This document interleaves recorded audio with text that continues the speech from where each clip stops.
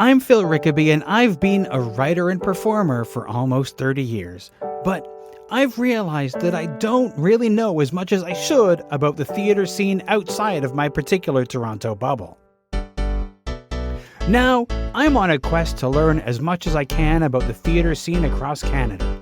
So join me as I talk with mainstream theatre creators you may have heard of and indie artists you really should know, as we find out just what it takes to be Stageworthy.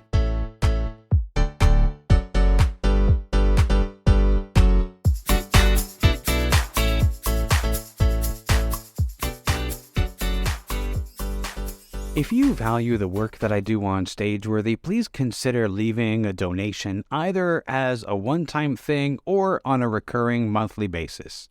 Stageworthy is created entirely by me, and I give it to you free of charge with no advertising or other sponsored messages. Your continuing support helps me to cover the cost of producing and distributing the show. Just 4 people donating $5 a month would help me cover the cost of podcast hosting alone. Help me continue to bring you this podcast. You can find a link to donate in the show notes, which you can find in your podcast app or at the website at stageworthy.ca. Now, on to the show.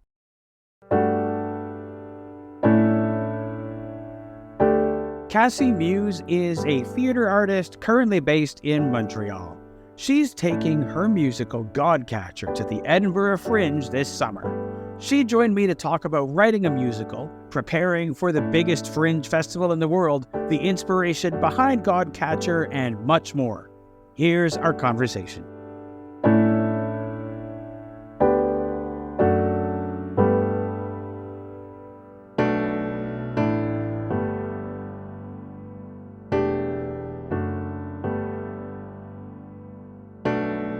So Cassie Muise, welcome to the show. We're going to talk about Godcatcher. Why don't we start with what is Godcatcher about? Tell me everything. Yeah. Oh, you got to be careful what you ask for. We're going to be here for 8 hours while I go through the entire mythological canon for you. But basically, Godcatcher is a new musical, and it is a reimagining of the myth of Arachne, which is a myth about a woman who was turned into the very first spider. Not a lot of people are familiar with this myth, but some of you who know it may know that Arachne and Athena, who is the goddess of weaving, had a challenge, and Arachne won and then was punished and turned into a spider. Sometimes people say that this is because she was ashamed of having ascended a goddess. Sometimes people say this is because of the content of her tapestry. But regardless, in every version, Arachne hangs herself, and then Athena turns into a spider out of pity. So Godcatcher is a reimagining of that myth. Not to be too glib, I like to just sort of say it's a bit like Hades Town meets Wicked. We're sort of looking at somebody who's often perceived as a big baddie from their perspective. And then, of course, Hades Town is just such an incredible example of modernizing or connecting myths to more modern context. Mm-hmm, So mm-hmm. that's what we're striving to do. And so this is a musical. That's right. What are the influences of this musical? What kind of musical styles? What are the inspirations musically for this show? Yeah, that's a great question. I think the truth, it's definitely a modern musical. And by that, I mean, I'm looking at sort of the Stephen Schwartz's, the sort of really catchy musical numbers with quite a bit of harmonies. One of the things that's been just so exhilarating as an artist, especially as a musical theater artist, is that sometimes you see shows where you're oh, this is interesting that they chose to make the show a musical. It's not necessarily an organic fit to the content. And that doesn't mean that it's good or bad, but it's the show could be told as a play, or it could be told as a musical, or it could be told in many different ways. And I feel like the story of Arachne, which is literally about weaving, is just the perfect vessel for musical theater, because it truly, to express all of the things going on in her life and in this really Greek mythology is a magical world. To be able to express all of this, you need the music, you need the text, and you need movement. And so it's very much a modern sort of, I would say poppy. It's more of a pop musical. but with like a lot of really fun harmonies and hopefully some interesting moving parts and a couple of earworms as well. So Well, musicals elevate, right? Like that's the whole thing. Like a musical where the scene doesn't naturally lead to singing doesn't really work. It becomes like one of those like terrible stereotypes of a bad musical where everybody's like, oh God, they're going to totally. sing, you know? Yeah. And it's certainly a challenge for the actors who are on stage, which, as a creative, it's been really interesting being like, oh my gosh, I care so much for these actors. I've been there. I want to make sure that I'm doing the best that I can to provide them with musical choices that make sense and tell the story in a way that like can only be done through music at times. So it's been like, yeah, thrilling and kind of crazy to be honest with you, but good. Yeah. I mean, it's interesting because you were talking about, sometimes the show, why is this a musical? Why is this a play? Hmm. As soon as you said that, I thought, well, it's interesting because Sweeney Todd, which is considered one of the great musicals of all time, started as a play without music. It was just a play. And then it was adapted into a musical and everybody forgets that it was a play. And so Yeah. like totally taking it and elevating it and taking it further, it's like it should have been a musical all the time, but it didn't start that way. But now it is. Yeah, totally. I definitely think that there's a beautiful amount of space within the arts to grow an idea like that, and I think it is just it's it's thrilling as an audience member and especially as an artist to be like, oh wow, like it was good, and look at what more there was to explore within this piece. Like that's always really exciting. But there are some musicals that I've looked at, and even musicals I love. Like I'm gonna give an example of like Bring It On the musical, which is like I love that musical. I think it is so fun. There's so much about it that I really enjoy. I often am like, I don't know if it needed to be a musical. It doesn't necessarily mean that it's bad, but I just feel like there are sometimes more organic choices than others. And I just definitely feel like Godcatcher was like waiting to be a musical for 2000 years, you know? Sure. Yeah. I mean, you sort of you want let's nerd out a bit about musicals because I my gateway to theater was musical theater cast albums. We had in the house when I was growing up, we had Godspell, we had Oklahoma, Love we had My Fair Lady. Those were the mhm, three that we had in the house. And classics. classics, right? And it was like Yeah. I listened to those, oh, this is kind of catchy. And then I realized, oh, these tell a story. Mhm. So let's nerd out a bit because I'm curious about, when you're putting together a musical, what kind of research are you doing? How are you making decisions? Like, what kind of opening do you have? What kind of how are you constructing this thing? Yeah. Oh my gosh. So, I would say that, this being the first full-length musical, there's been a lot of stumbling around, you know? And originally I had written sort of, 40 pages of a draft, like a significant amount going in one direction, where Arachne is choosing to weave her tapestry because, she knows one of the women personally that she ends up portraying in it. And, my co-writer and composer, Tyler McKinnon, he said to me, okay, so we could do that. That's a good idea for sure. And if we do that, then the show is about revenge. And if we do it that Arachne is weaving this tapestry about, women who have been harmed and she's taking this stand against the gods because she believes that it's right and she's the only one who can, she's the only one with a voice in this moment, then we're doing a show about justice. What one do you want to do? And I was like, oh my gosh, obviously justice. Well, not obviously to me. And so, my experience so far has just been like putting it out there and being open to what comes back. We have started this show in so many different directions. We have had characters who have been cut, like R.I.P. Gone but never forgotten, forever in my heart. And so I think I my only real concrete answer for this is that I have tried so many starts and a lot of them have been wrong. And then gradually, as you do a lot of wrong things, you get closer to what the right thing is. And ultimately now we open the show with Arachne and her mother teaching her how to weave. Because for a lot of time, we were like, Arachne is famous for weaving, but how did she get there? Who taught her? What, why is this something that she is so passionate about? Why does she do this publicly? Which would have been, it is kind of revolutionary now, but in the context of Greek mythology, like in ancient Greece, she literally would not have been allowed to exist in public without the permission of a husband or a father.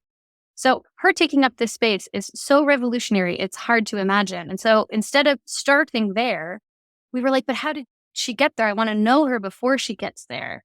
And so that was how we eventually ended up at the beginning that we have now. So I know that's not really like a concrete answer, but it was a lot of discovery and trial and error and curiosity, I guess. Well, I mean, in a lot of ways, when you're writing something, especially something as epic as a musical, you have to try a bunch of things to figure out. You have to try, like you said, you have to try a lot of wrongs before you find the right.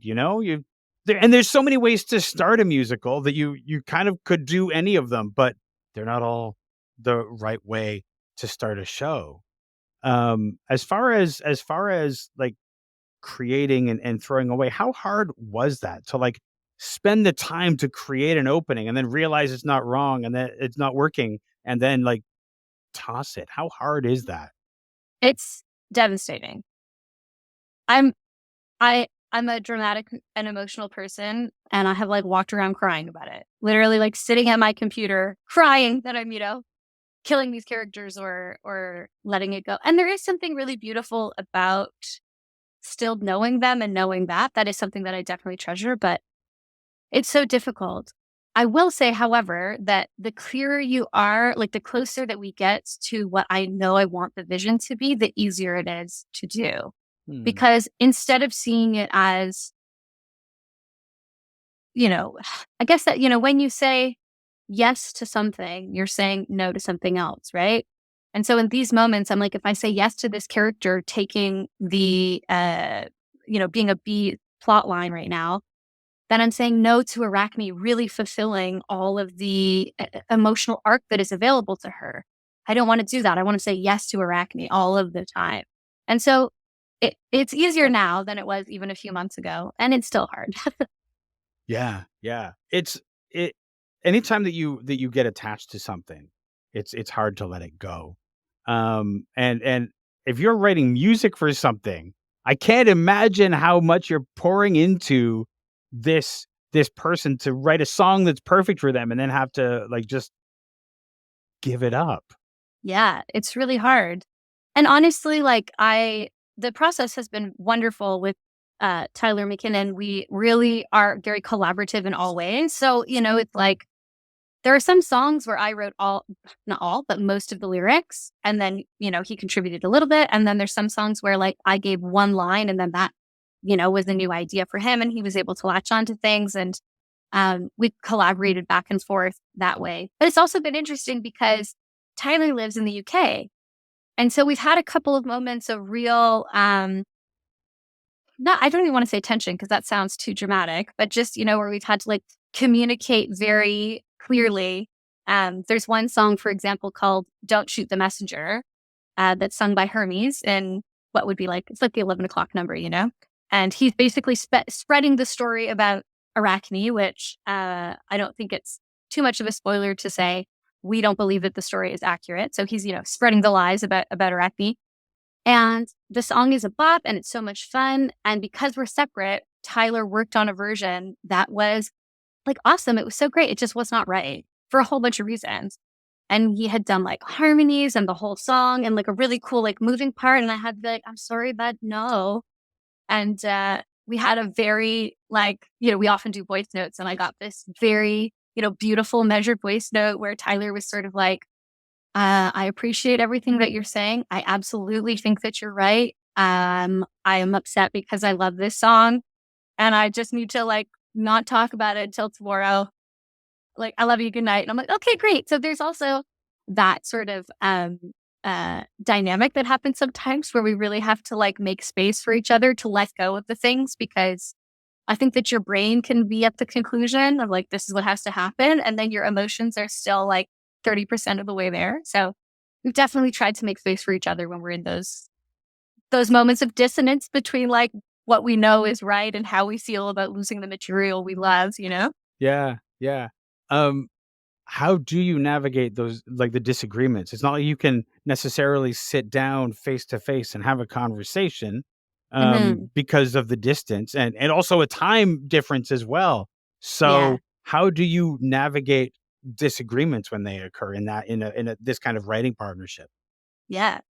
I think, to be honest with you, Tyler and I have very complementary and opposite skills, which is that I'm very good at sort of like vomiting out a draft that has like, two good lines in it. And Tyler is really good at reading it and thinking about it and pulling out something. I always feel like I give him like a piece of poop and he, looks at it and then turns it over and goes, "Did you mean this?" And it's a diamond. And I'm like, "Oh my God, I did? That's even better than I thought it was going to be." Um, so we're lucky that we have sort of complementary skills in that way. And we've known each other for a really long time. So that certainly helps. I think I think we've always been successful about getting to a place where we both feel really excited about whenever the change is. Um, but it's not easy. Like there definitely have been some things where I feel like I've been like, okay, I'm going to let go of that because obviously this section is very important to Tyler. And I'm like, is this really important to me that this goes exactly my way? And I'm like, no. Do I think I'm the only person who knows this story really intimately? Definitely not, Um, and so then I think because Tyler and I are both, our desire is to have for 100% of the show, both of us be really on the same page inside and excited. It means that we don't really have huge disagreements about the important stuff, which to be honest with you, I mean, I've collaborated with a lot of people and I think I'm very competent and intelligent and a lot of other great things, but I think sometimes I'm hard to work with because I'm very emotional.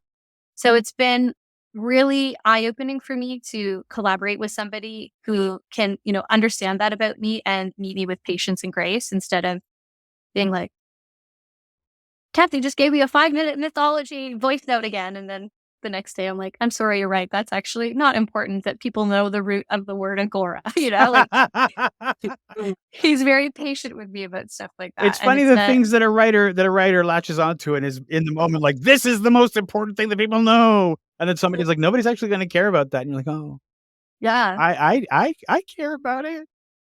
totally.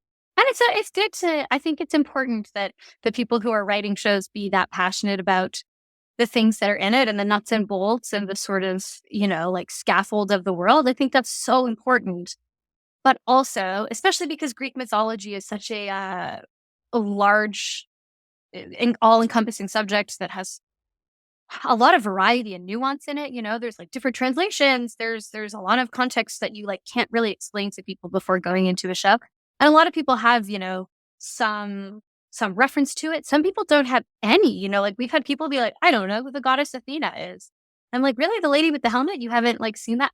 So, you really can't make any assumptions with this kind of material. And so sometimes when like your knowledge of the world gets in the way of the audience actually hearing the story you want to tell, um, I feel really grateful that I don't want to say called out because that's I get invited to reconsider how Yeah. important the sort of like technical correctness of my references are. Well, it's interesting because if you look at a show like Hades Town, they don't make any assumptions about you knowing who everybody is. They tell you Mhm, who everybody is. You're mhm. introduced to Hermes is this, and these are the muses, and they do that. Like it tells you it just in case there's like one person in the back row who's like, now who are these people? You tell so Yeah, that everybody in the audience gets the same opportunity to understand their relationships, and it's so important. And it's sometimes it's easy to make assumptions about what people know. totally, totally. But yeah, it's I think we're on the way to being, if not at least like accessible to people who aren't familiar with Greek mythology, then at least if they're like, "Well, I don't know what that is, but it's not so important that I don't understand the story." So I think Right. we're in a pretty good spot because, sometimes people are just like, "I just told you that Hermes was the god of messages." And they're like, "But what does that mean? What does he Yeah. do?" And I'm like, "Well, you know what, man? There Yeah. you go read a book. Like Yeah. that, you'll find it." Like, Yeah, he's it's not a main funny. character. It's funny the things that like it's the fine line of what do people need to know? What do I want them to know? And what's the fine line in between? Because I want them to know all of the things, and Of I course. can't brain dump all of this stuff into their heads. Totally. Oh, man. Wouldn't that be great if we could just airdrop information into other people's Just like somebody walks into the theater and they're like, "Oh yes, now I understand. I know this story. I'm looking forward to seeing how this is a musical." Oh my gosh, Hypatia in modern day Turkey. Fascinating. Like, you know, it's not. Now, as somebody who's writing a musical, when did you first or has written? I mean, we'll say has written because by the time this goes up, you will be about to do it in the Edinburgh Fringe. Um, w- when was your first inkling that creating a musical might be something that you want to do? Hmm, that's a good question. I I think actually, I mean, I have written all of my life, you know, and it's interesting when I reflect on that journey. I look at like how, you know, like my parents for one Christmas when I was 8 years old, I like wrote them a book of poems and typed it on a typewriter and bound it together with no like no shame, no self-consciousness. I was just like, I wrote special poems for you guys, yeah. So I think I have always had an interest in writing. I've always sort of written as even a way into characters, you know, like whether that be journaling or whether that be doing something experimentally from their perspective. Um, but I didn't actually really commit to writing a musical until this particular show. And basically what happened was during the panini, you know, when it was early on and we were all sort of hanging out, and personally I was probably enjoying a little too much gin. I was having a conversation with someone on Zoom or whatever, as you do, and I don't even remember how they brought it up, but they said, "Oh yeah, you really like mythology. What's your favorite myth?" I said, "My favorite myth is the myth of Arachne." And they said, "I don't know that one." And I proceeded to have like a 50-minute, not quite rant. There was some conversation. They did engage with me. But, you know, just talking to them about like, I think that the ending of the myth was rewritten. A lot of people don't know it. I feel absolutely livid that most modern portrayals of Arachne just show her as this like villainous, murderous, awful spider creature when I'm like, she literally wove a tapestry that made the gods look at what they've done to mortal women. You know, I'm just like, how? Anyway, so, you know, I had this long conversation and I was like, oh, and there's so many things that are related today. And it's so interesting to think about like abusive power structures and the erasure of the female narrative. And beyond that, like, you know, what it would have been like for her to like have her story stolen from her, all of these things, you know. I said, I don't know why no one has written this yet. And my friend said to me, why don't you do it? And I was like, "What? Me? No, I don't." And they were like, "You obviously know more than enough to write this show, and you care about it enough to talk to me inebriated for like an hour." So I had a friend sort of plant that seed and spent some time in quarantine in Nova Scotia with um like quarantining before caring for a family member. And there was a piano, and I sort of just started playing, and then I started reaching out to people to try and figure out who to collaborate with because I was like, I do not want to do this on my own. And uh, originally, Tyler, I had written a song that's not in the show anymore, and Tyler actually like helped by giving chording underneath it for it. I had just sort of written a melody and lyrics. And he didn't say anything at all because he was like, I know this is your story. I really want to be involved, but I don't want to be that guy who's like, oh, you're telling a story with a female lead, and I think that I could, you know, get in here.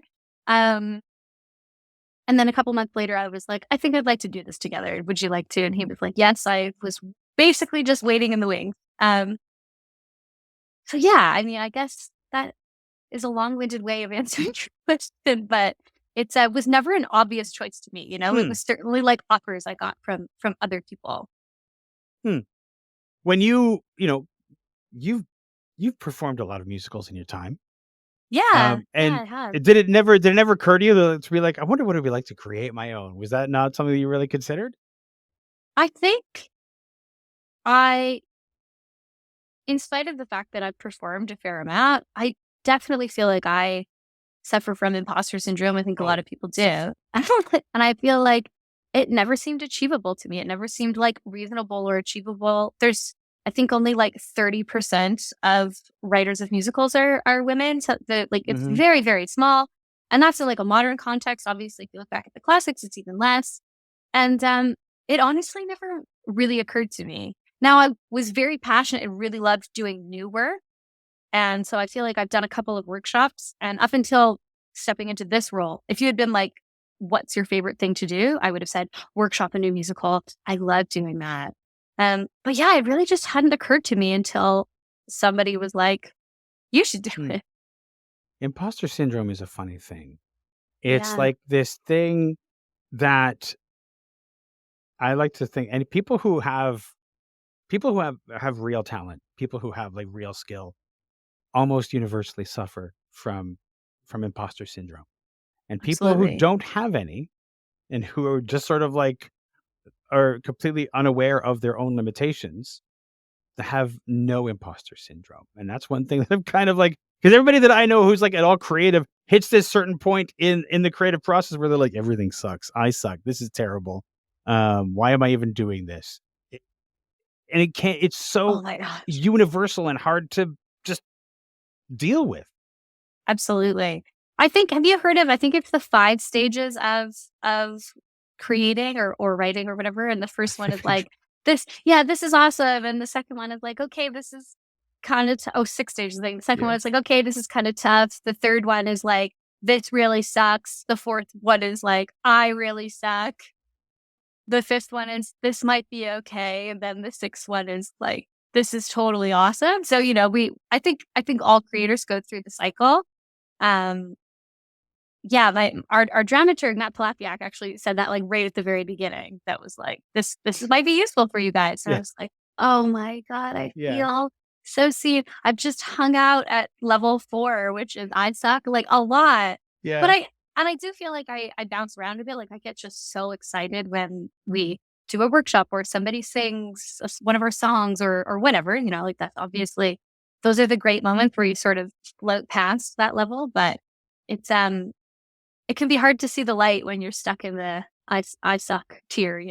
We used to refer to it with one of my old collaborators, Richard Bone. We would be creating something. We would always refer to it as hitting the wall. Mm. And the wall was short for the wall of shit. Like, it doesn't matter. At a certain point during the process, we hit the wall of shit where we are convinced that everything about this is just shit. And then you're like, well, we've come too far now, so you push through, and then maybe on the other side, you kind of figure out it's not. We made it through the wall of shit where everything felt like shit, but now it's fine. Right. Incredible. Yeah, I definitely know the wall of shit very, very intimately. We're well acquainted. I feel that for sure. Now, Cassie, you are originally from Nova Scotia, the Maritimes, right? Yeah, that's right. What was your origin story for like becoming a theater creator, becoming an actor, becoming a singer? How did young you become you? Oh, that's so sweet. Um, do you know, I in my family is a very musical family. There's lots of singing and stuff and like big family. And I'm sure you're not shocked to hear that like the East Coast has a lot of music and stuff. And I was raised Roman Catholic. I not a practitioner of that anymore, but I used to sing in church a lot too, like every week, so there was music around me all of the time. And then in grade 5, well, actually, technically, my first ever role was when I was in grade 3. I was uh, Snow White, but it was in French. So it was a Julie et les Sept Nains. And, that was one of those things where it was like, I memorized the lines really easily. I really loved it. It was really fun, but that was sort of like in classroom context. And then when I was in grade 5, my school was doing Anne of Green Gables, and I was cast as Anne in Anne of Green Gables at like age 11. And that was just kind of it, honestly. Like after that, I was like, this is the jam. And I will say one thing I feel super grateful for, uh, especially because I've been a teacher for, kids doing musicals and stuff. And I've had parents be like, why is my kid not the lead? Parents who think they're advocating for their children. And I think, and I understand that. It's hard to have your kids not get what they want. But for me, like in grade 5, I was in Anne of Green Gables and I was the lead. showed up on the first day, knew all my lines. It was amazing. And then the next year they did The Lion King, and I was like a hyena and had a solo singing. So had no role. And I remember talking to the music teacher, Madame Chesson, who was like the director as well. And I said to her, like, did I do something wrong? Like, I thought that I was good. And she just said to me, Cassie, you are excellent, but this year it's not your turn. And you're going to have other stuff to do in this show that you're really going to love. And being a hyena meant that I was also like in the ensemble and like dancing a lot and stuff. And I was like, oh my God, this is liberating. I get to make up my own stuff and like be with everybody else. And then I ended up going on to have like a bit of a career in dance, you know? And so I feel like even from a young age, I've had people who really taught me that like the creative journey is not about the role. It's about like what you bring to the experience. And in fact, like making space for other people to shine in the moments that like, I want to say really suit them. I know that's not very, but yeah, it's just not always your turn. And I feel like those two experiences have like had such an effect on me for my whole life. So, But what an important lesson for a kid, like to learn, yeah. because if you're somebody who feels like you should always have the lead, and you know, especially when you're younger, you're in school, that sort of thing, and you get, you know, there was, well, you know, if we don't give Phil the lead, his parents are going to come in and yell at us, so we're just going to give him the lead. You're completely unprepared if you decide to go into theater later, like you've never faced the disappointment or rejection. So what a crushing up thing it will be if you don't always get that. So, and just Totally. generally, it's good for kids to understand disappointment, you know? Yeah. Well, and beyond that, I think it's like, I think it really is so important that kids understand that like you are multifaceted, and so are the kinds of experiences that you're going to have in life. And so not prioritizing certain experiences over other ones is, I just think, such an important way to be like, hey kid, your worth is not based on how you perform. You have it already. And here's different ways that you engage with that by. And also, I mean, I think as an actor, it's one of those things where you're like, yeah, you're supposed to experience life and then bring that experience and perspective to your characters and to your work. And how can you do that if you're just like a freaking lead all the time, you know? But beyond that, on like a very personal level, like if I could be only one thing, I would probably want to be a dancer. Like I love dance. I was in like a semi-professional ballet company here, and I did, you know, the Nutcracker and performances, and I was dancing like 40 hours a week as a teen and stuff. And I am 100% certain that like some of the most joyful moments of my life would not have happened had I not been put in the hyena club in like grade 6, because I just didn't even consider that dancing was this super cool thing that I would really enjoy. So little me is so excited that I got to share that story. I love to be a hyena. Thank you for asking. No, just to follow up on that, like a lot of people have experiences. They do some theater in public school and in middle school and in high school. But not everybody decides that that's going to be the thing for them. Do you remember when you were like, "Oh, this is it for me. This is the career. This is it." Mm-hmm. Yeah, it was 100% when I got cast as Annie Green Gables, and it wasn't actually it wasn't actually being the lead, even though obviously like that's fun too. But I have always felt a real kinship with Anne. Like I always loved reading her, and I felt like we would be friends and we would be sisters. And so I felt like I really knew her.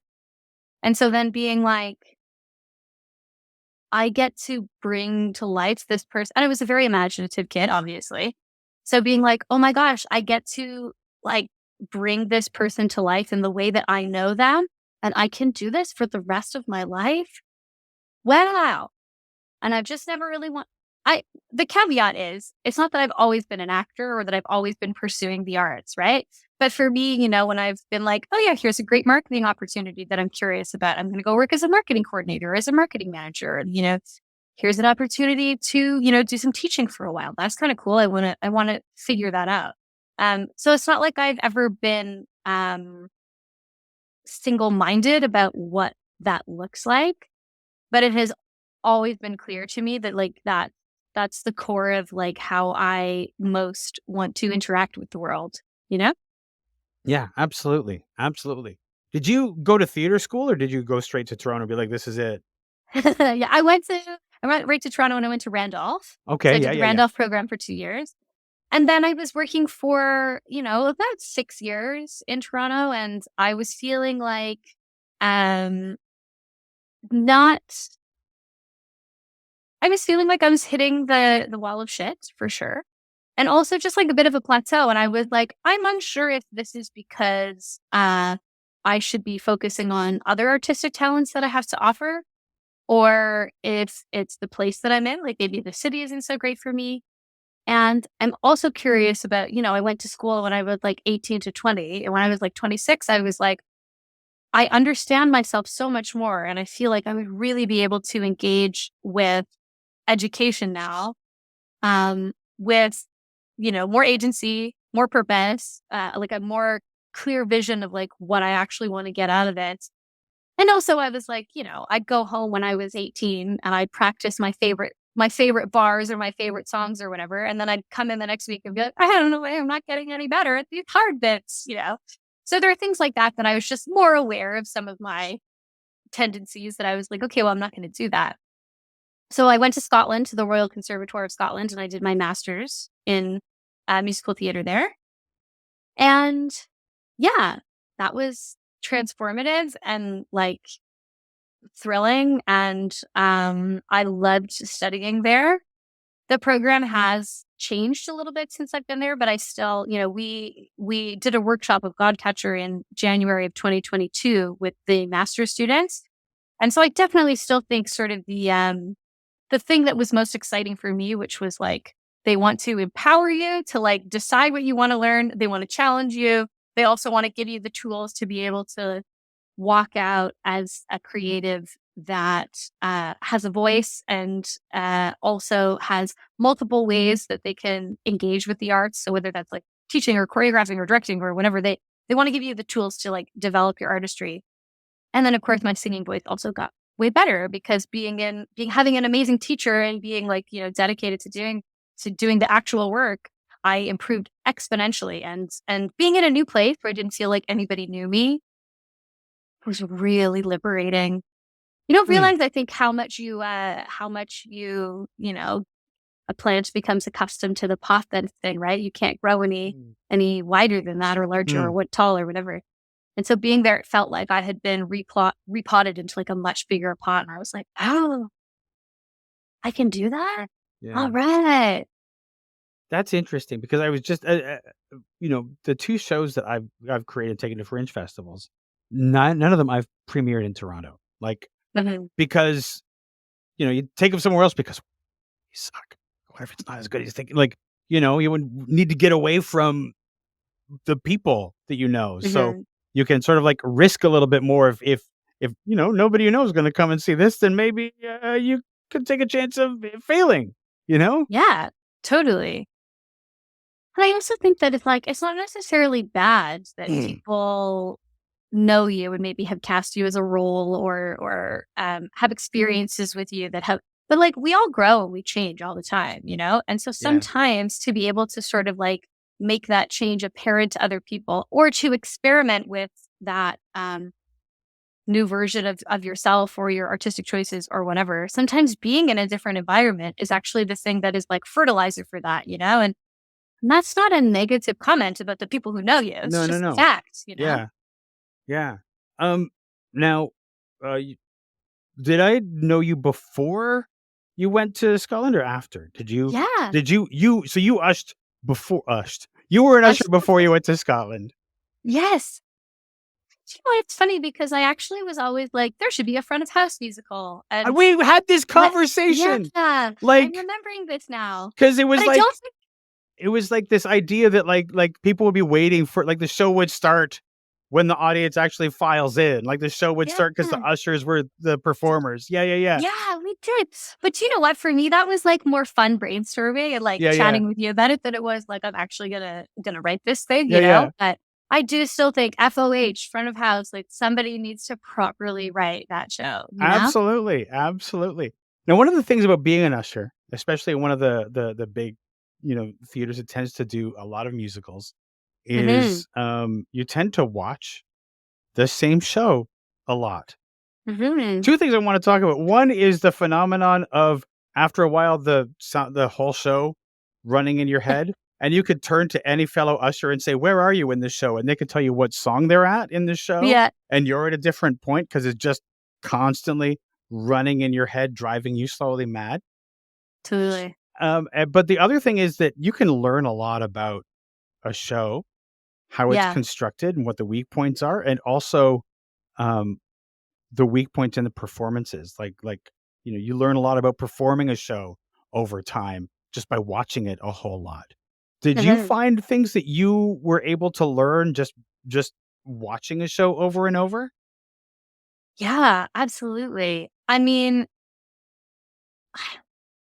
I think the two things that I really took away from being an usher, besides the fact that I'm like, it of course it drove me crazy, right? Of course there's bits that you get annoyed at or whatever, but like not really. Do you know what I mean? Like I feel like I would be very happy to do a similar job to that as long as I was able to do other things as well. Like it was beautiful. I definitely feel like the people who were really, really consistent were never the people who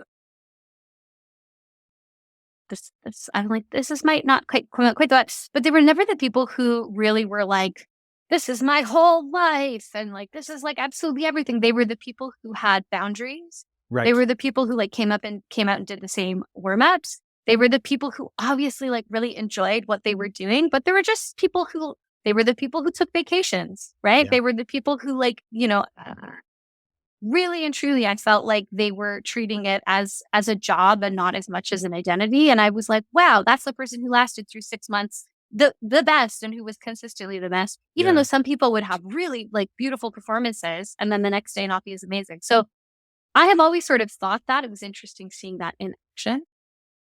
Just to build But on that, it's interesting how, because I think a lot of people who go into this industry, it does become their identity. It becomes their whole life, and they don't have vacation, and they don't do take time for themselves, and they don't.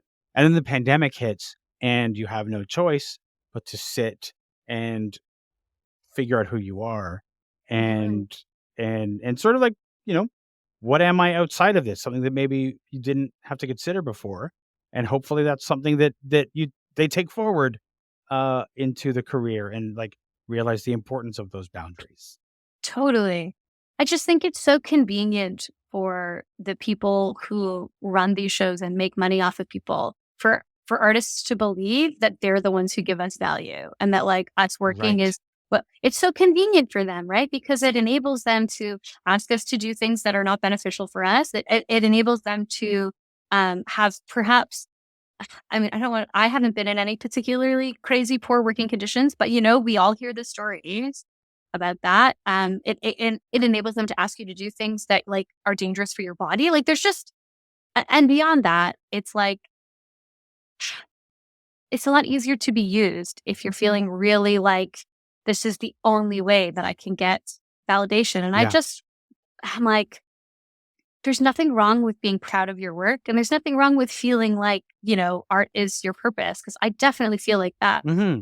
But I don't feel like it is what defines me, and I don't feel like it's what gives me worth, and I think that those are things that, like, I just hope everybody has emerged from the panini with a little bit more of a sense of that, because I also think it enables them to engage with art more safely, and when artists are doing that, they have more longevity and more to give, so, Absolutely. You burn uh, out less.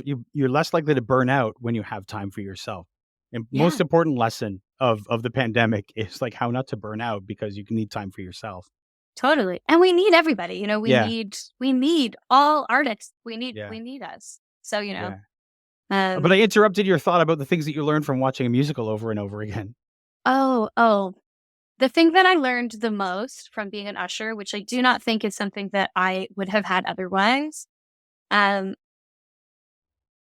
some people talk a lot about how their vision is the goal of the art, right? Like I have this vision, like this is what I want to do. This is And engaging with audiences over and over again and seeing how affected they were by the shows, first of all, it was like a real privilege. Like I often felt really just so grateful to see the effect that the art had on people, and not people who were necessarily technical, who could be like, that's a beat or, whatever. Like that to me felt like a huge privilege, and something that I was like, I don't want to judge this going forward.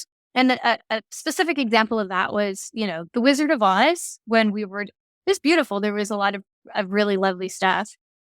And there was a woman who was using like the handicap elevator, and I helped her up, and she was like an immigrant from India. And I said to her something, like, oh, you're excited to see the show? And she said, yes, like my brother, my brother basically raised me, and he used to play Somewhere Over the Rainbow for me on a guitar that only had like one or two strings. And I was like, oh, wow. And she said, yeah. So I'm going to be thinking of him, and I'm so excited. And so when she came out at the end, I said, how was the show? And I'm like going to get emotional. She said something like, it was like having him alive with me again. And she was like, it was beautiful. It was so stunning. And I was like, Somewhere Over the Rainbow is not Sweeney Todd or like things that I think of in my like artistic brain as something that is like, it is of immense value. I don't want to say that, but certainly like it's not what I would say like, oh, this is the pinnacle of the craft, And so seeing people have those kinds of experiences and reactions really like changed my opinion about the value of art. And also I can't make art that is accessible for every audience. Like not everybody is going to resonate with the things that I do, but I'm like, making things that resonate with people in that way is more important to me than doing something that I think is, artistically a fascinating take on, whatever. Yeah. I think that's the biggest thing I learned from ushering, actually. I think it's so important to accept the fact that you're never going to make something that appeals to everybody. Yeah. And when you try, you fail. You please nobody. But if you what is that from the title of show? I'd rather be 9 people's favorite thing than 100 people's ninth favorite thing, or something like that. Yeah. Yeah. 9 people's favorite thing than 100 people. Yeah, you're exactly right. Yeah. Oh my God, you have to just sing it though, right? Like, I know how you do. Don't think I didn't sing it in my head before I said it. Don't think I didn't. One of the things that I learned from ushering is the way that audiences talk when they didn't entirely enjoy the show, but they paid enough money that they think they should. Yeah. Because at a certain point you don't want to be leaving a show saying, well, that was terrible, especially when you're walking out with a bunch of people, you paid a lot of money, you don't want to be disappointed. People say things like, they did such a good job. Yeah. And every time I heard that, I was like, you did not like this show. Totally.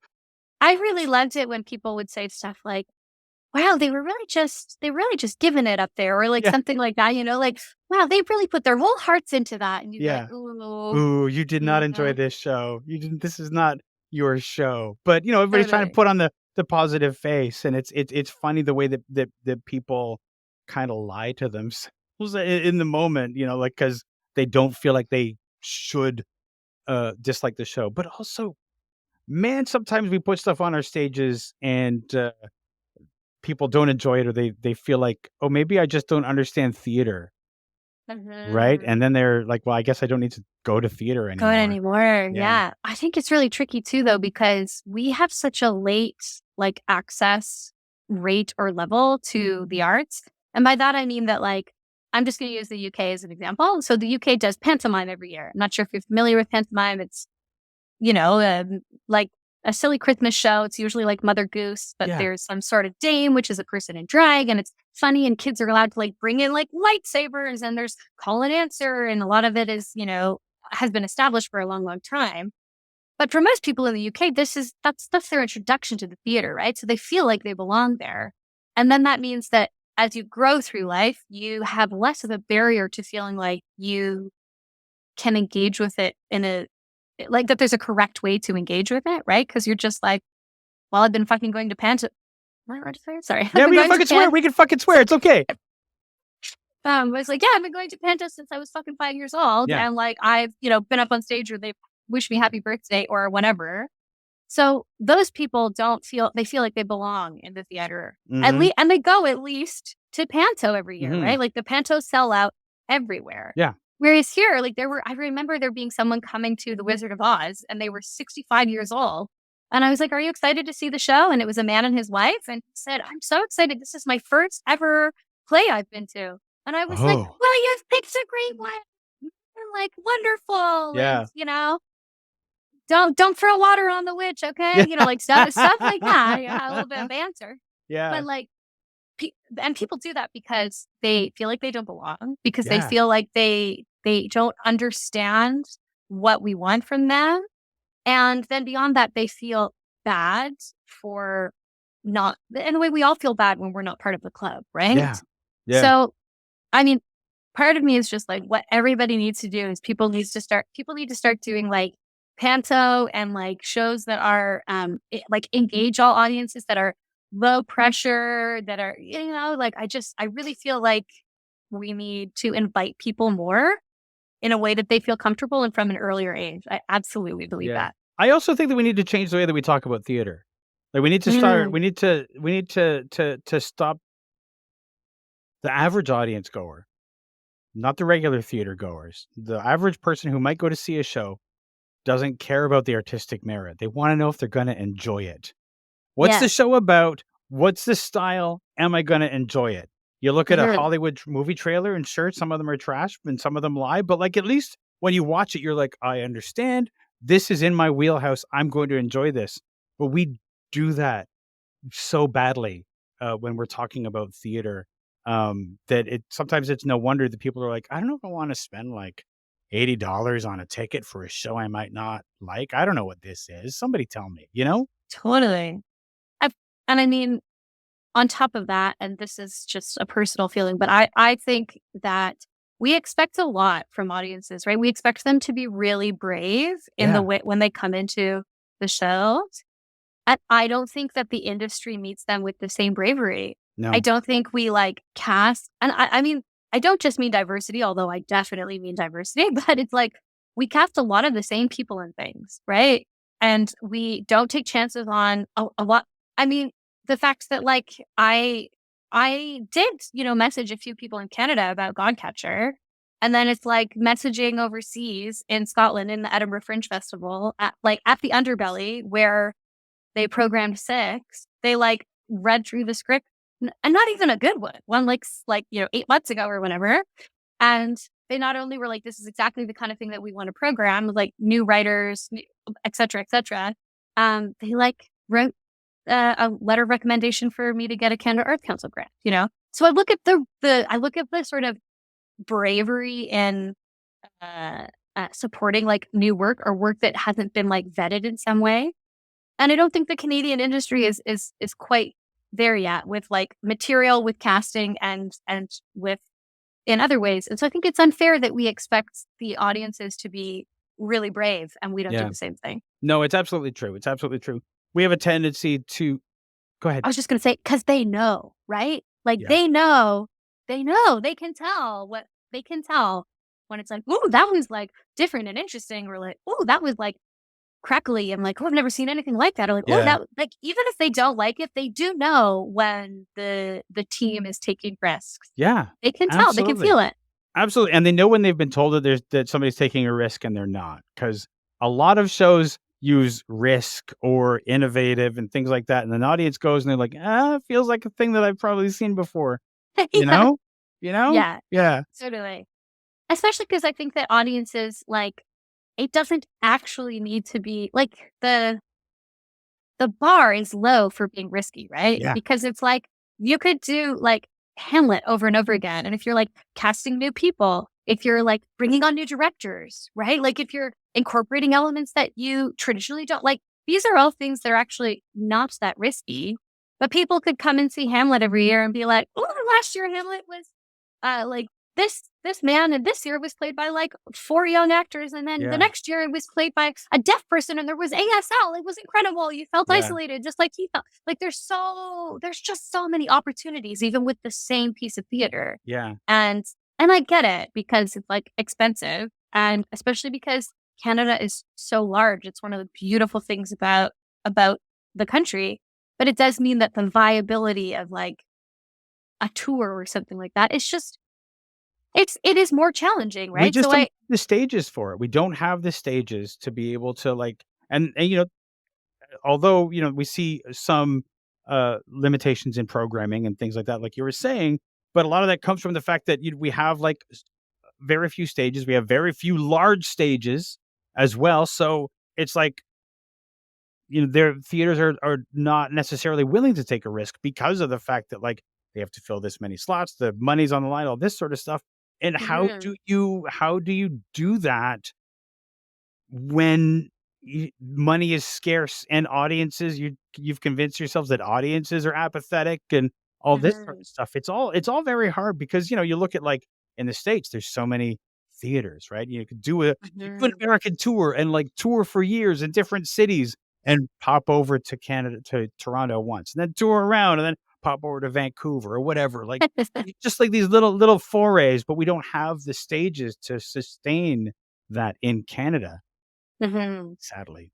I mean, I think I'm really hopeful for the next, like, 10 years in theater in Canada because I do think everybody wants to, solve the problem, quote, unquote. Like, I don't think that we're necessarily making the boldest choices that we can make, but I do think that people I really do believe that everybody wants to, contribute to a more vibrant Canadian scene, and so Absolutely. if you're all on the same team, then you're eventually gonna row in the same direction, you know? So I'm hopeful, Yeah, truly. I mean, if I wasn't hopeful, I would pack up this podcast, stop doing it, and never get on a stage again, right? So, like, Yeah. it's definitely something that I'm keen on and that I think a lot of people are. Just as we sort of start to run out of time here, I wanna talk about a little more specifically about the Edinburgh Fringe and your preparations for Edinburgh Fringe. Um, how do you feel? I mean, it's still about a month or so away. How do you feel getting ready for that? What's your general feeling about getting ready to go to the biggest fringe in the world? Honestly, I'm scared shitless.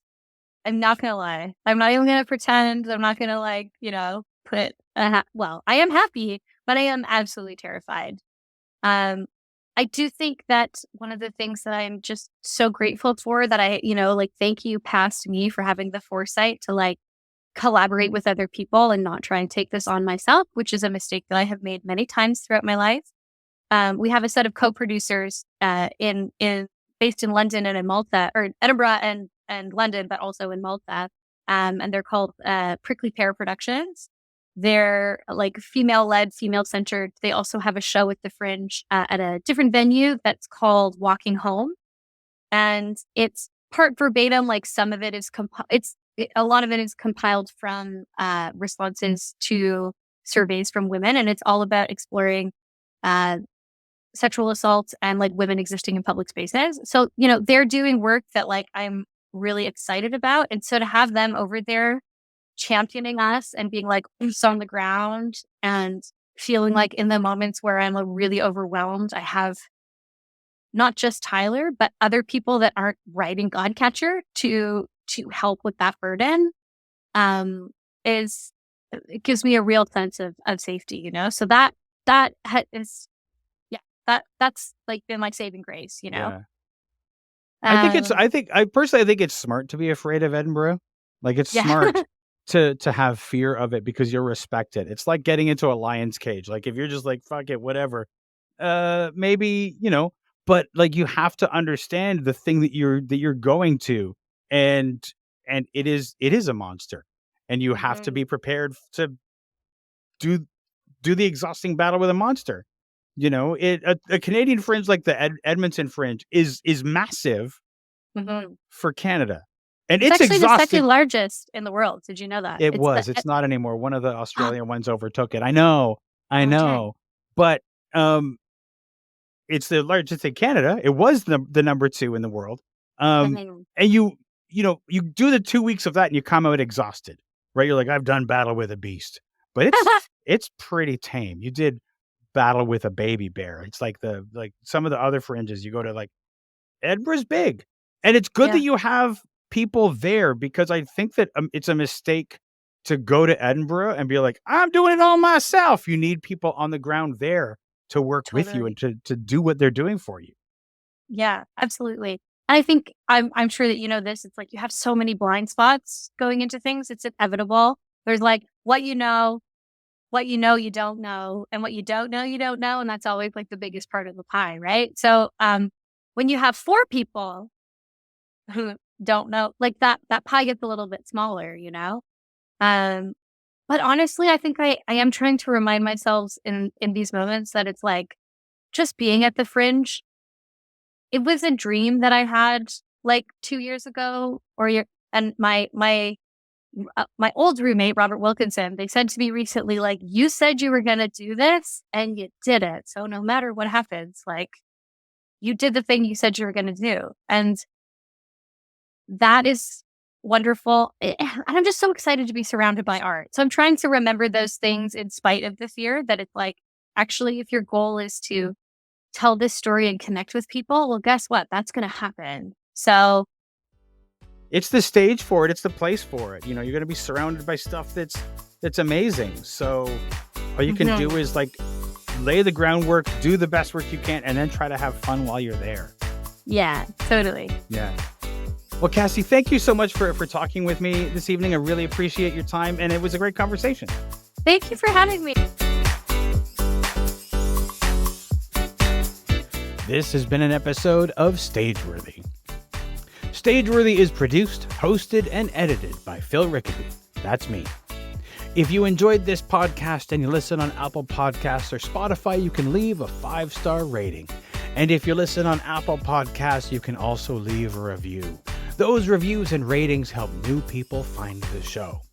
If you want to keep up with what's going on with Stageworthy and my other projects, you can subscribe to my newsletter by going to philrickaby.com/subscribe.